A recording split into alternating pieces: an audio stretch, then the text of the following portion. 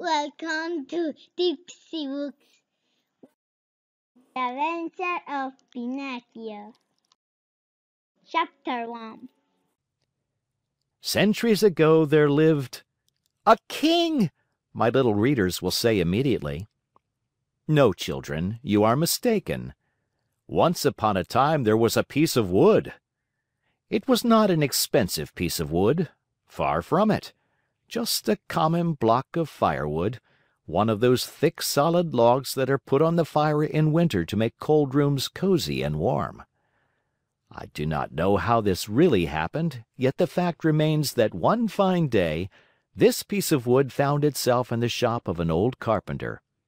His real name was Mastro Antonio, but everyone called him Mastro Cherry, for the tip of his nose was so round and red and shiny that it looked like a ripe cherry.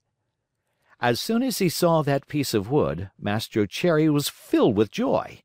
Rubbing his hands together happily, he mumbled half to himself, "This has come in the nick of time. I shall use it to make the leg of a table." He grasped the hatchet quickly to peel off the bark and shape the wood.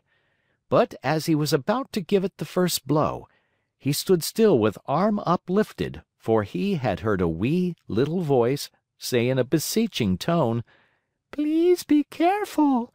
Do not hit me so hard." What a look of surprise shone on Mastro Cherry's face! His funny face became still funnier.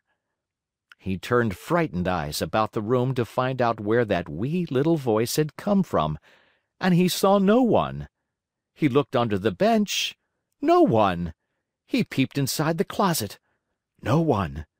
He searched among the shavings. No one. He opened the door to look up and down the street, and still no one. "Oh, I see," he then said, laughing and scratching his wig. "It can easily be seen I only thought I heard the tiny voice say the words. Well, well, to work once more."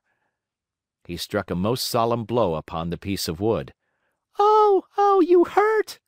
cried the same far-away little voice. Mastro Cherry grew dumb.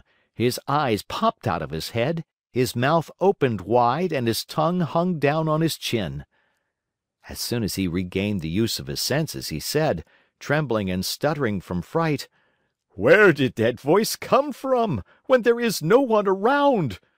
Might it be that this piece of wood has learned to weep and cry like a child? I can hardly believe it. Here it is, a piece of common firewood, good only to burn in the stove, the same as any other. Yet, might someone be hidden in it? If so, the worse for him. I'll fix him." With these words, he grabbed the log with both hands and started to knock it about unmercifully. He threw it to the floor, against the walls of the room, and even up to the ceiling. He listened for the tiny voice to moan and cry. He waited 2 minutes. Nothing. 5 minutes. Nothing. 10 minutes. Nothing. "Oh, I see," he said, trying bravely to laugh and ruffling up his wig with his hand. "It can easily be seen I only imagined I heard the tiny voice. Well, well, to work once more." The poor fellow was scared half to death, so he tried to sing a gay song in order to gain courage.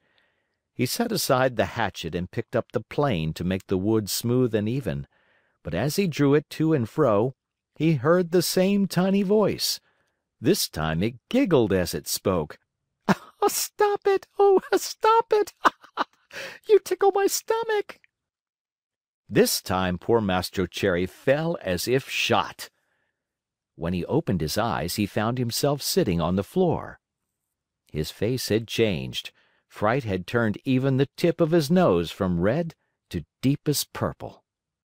Welcome to Tipsy Books.